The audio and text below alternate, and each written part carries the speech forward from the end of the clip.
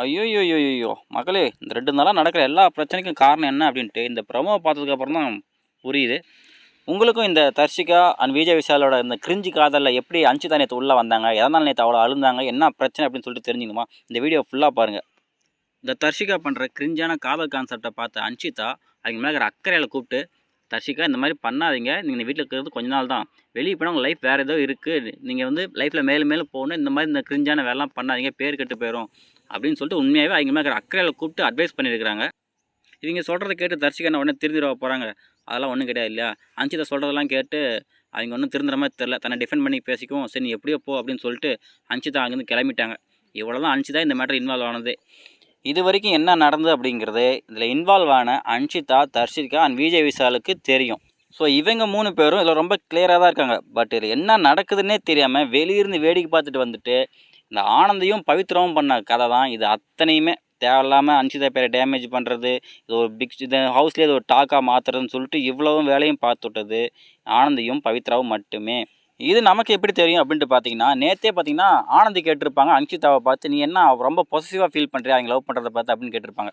But ஆக்சுவலாக பொசசிவாக feel பண்ணது யாருன்னு பார்த்தீங்கன்னா பவித்ரா தான்.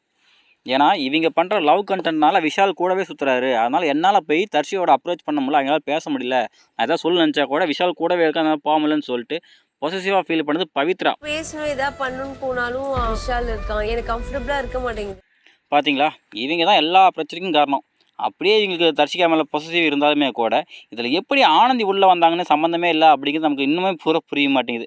உங்களுக்கும் அந்த மாதிரி தோணுச்சுன்னா கமெண்ட்டில் சொல்லுங்கள். ஏன்னா விஷாலுக்கும் தர்ஷிகாவும் லவ் பண்ணுறாங்க, அதில் ஒரு பொசசிவ் வருது அப்படிங்கும்போது ஓகே. பட் இதில் அன்ஷிதாக்கு இதில் என்ன சம்மந்தம் இருக்குது, எதனால் அவங்கள பிடிச்சி இல்லை வளர்த்து விட்டாங்கன்னு தெரில. அதுவும் என்னென்னலாம் சொல்கிறாங்கன்னு பாருங்கள். அவளுக்கு கையெறிதாமா, அதனால் இவன் போய் மருந்து போட்டு வரானாமா. ஏன் அவளுக்கு இன்னொரு கை இல்லையா, அவள் மருந்து போட்டு முடியாதா அப்படின்றாங்க.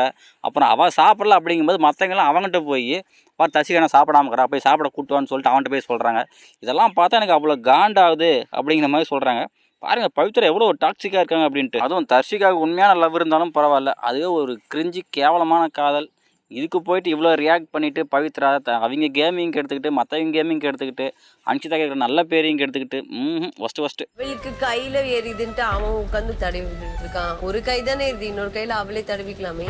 அவ சாப்பிடலனா அருண் வந்து உடனே விஷால் கிட்ட போ, அவ சாப்பிடல என்னன்னு கேளுங்கிறான். எது உடனே ஆனந்தி உட்காந்துக்கிட்டு அப்படியே ரொம்ப சோகமாகவும் ரொம்ப பாவமாக அப்படியே மூஞ்சி வச்சுக்கிட்டு கணத்தில் கை வச்சுக்கிட்டு அவன் நமக்காக ரியலைஸ் பண்ணுவாள்டி, நம்ம அவளுக்காக இவ்வளோ கஷ்டப்படுறோம், இவ்வளோ ஃபீல் பண்ணுறோம், இவ்வளோ சகுனி வேலைலாம் பண்ணுறோம் அப்படின்னு சொல்லிட்டு அவள் ஃபீல் பண்ணுவாளாடி அப்படின்னு சொல்லிட்டு இவங்க ரொம்ப ஃபீல் பண்ணி பேசிகிட்டு இருக்காங்க. அவள் ரியலைஸ் பண்ணுவாளாடி, நம்ம சுற்றி இருந்தவங்க எல்லாருமே கொஞ்சம் தள்ளி இருக்கோம். இதே மாதிரி பண்ணிட்டு இருந்தாங்கன்னு வச்சுக்கோங்க, சண்டை தான் வரப்போகுது எனக்கு. கடைசியாக பவித்ரா சொன்னது கேட்டிங்களா, இது வரைக்கும் பண்ணதெல்லாம் ஒன்றுமே இல்லையாமா, இப்படியே பண்ணிட்டு தான் வையேன், நான் என்ன பண்ண போறேன்னு எனக்கே தெரியாது அப்படிங்கிற மாதிரி ஏதோ சீரியல் வில்லி மாதிரி பேசிகிட்டு இருக்காங்க. ரொம்ப மோசமான டேஞ்சரஸ் ஃபில்லாக வாட்டிங்க.